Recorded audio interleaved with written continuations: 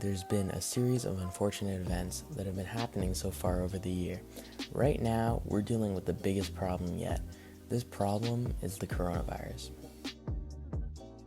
We're dealing with a pandemic. What is a pandemic, you may ask? Well, a pandemic is when a disease spreads to an entire country or over the world.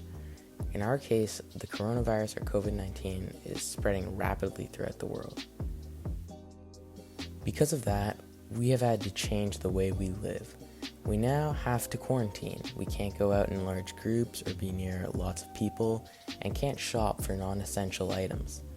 This isn't only changing a small group of people's lives, this virus is changing the world. I live in the Deep Cove community. It's a fairly small place with a lot of little shops to go into, a park, a beach, and a beautiful view of the water. There's usually a lot of tourists and people walking about, but now that the virus has entered the community, there's almost no one. Why is this? How has the virus caused this? Where did the virus come from? I'm going to interview my dad, who works at the Surrey Memorial Hospital as a respirologist, who deals with some of these COVID-19 cases. What is your name? I'm Dr. Joe Justino, and I'm a respirologist. That's a lung specialist. And lung specialists are specialists for all types of diseases of the lung, including lung cancer and pneumonias.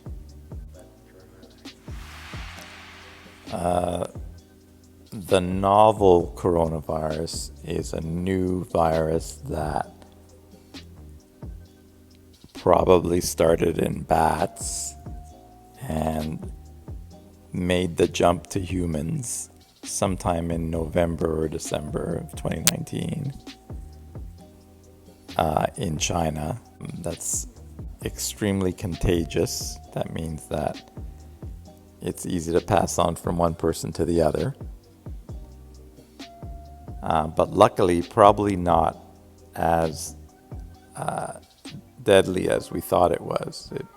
We thought it was very deadly and that 3% of people would die from it, but it's probably under 1%.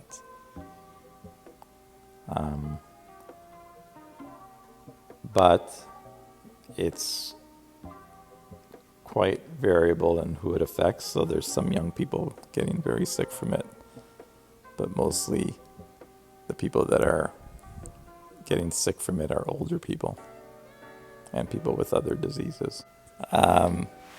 So if you read the newspaper, you'll see people say it will take 18 months for a vaccine, but maybe it'll be a lot faster because they're trying to speed things up.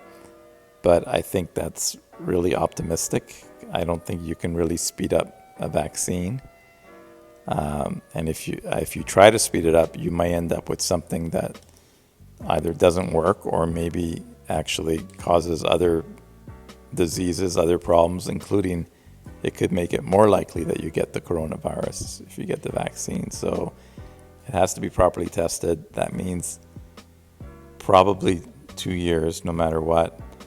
The fastest vaccines that humans have ever developed, the record is 4 years. And we've never developed a vaccine for coronavirus. So that's what makes me think that 18 months is not likely. So my best guess would be 4 years, maybe 3 or 4 years. Like I said before, there are a lot of shops in the Deep Cove community. Most of these shops have been affected greatly by the virus. There's one shop in our community called Zucker's, which is a candy shop with all different types of candy from around the world. They were only open for a few days before being affected by the virus. I'm going to conduct an interview with them to try to see how the virus has affected them.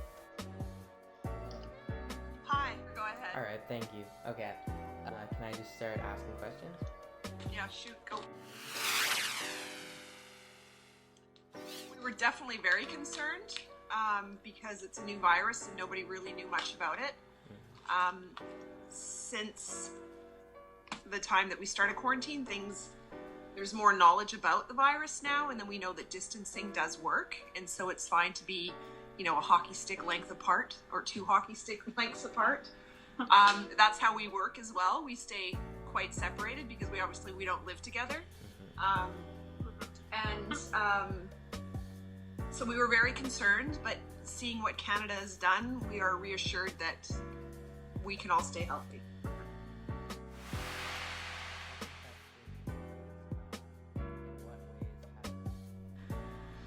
Well, our business, we were only open for 3 days. We invested a lot of money into this business to make the store look cute and also filling it with stock. So it's affected our occupation, and basically we don't have one. Very little income right now. Yeah. Okay.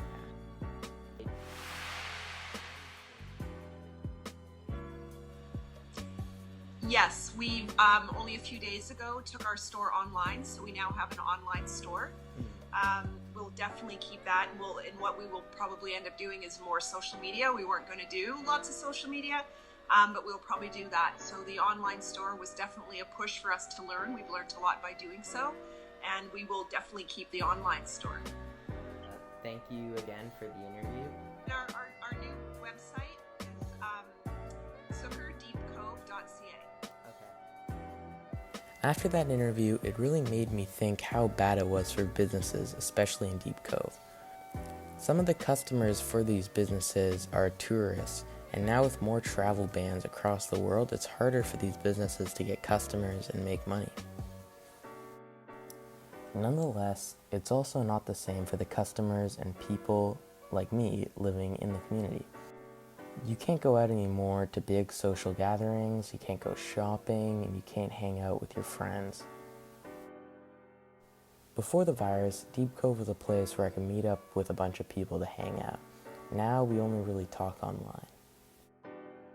After thinking about all of this and evaluating it, I wonder, is there still hope for these businesses and people in the community? After my interviews and looking at what other businesses are doing, I'd say that yes, there is hope for these businesses. From the Zuckers interview, they talked about how they've moved online, where you can now buy their product online and pick it up. They are also now on Instagram, posting awesome photos. If you want to check them out, their Instagram is @ZuckerDeepCove. Most of the websites that businesses are using are Shopify websites. Shopify is a business that basically allows you to make your own online website or store. Another thing businesses are doing is delivery, where they will just deliver their product directly to you. Overall, I think I've learned a lot from this. I've learned how even at tough times like this, businesses are still finding a way to advertise and sell their product, and community members are still finding ways to enjoy the amazing community. This was a great learning experience, and I'm curious what the future is like for the world living in this pandemic.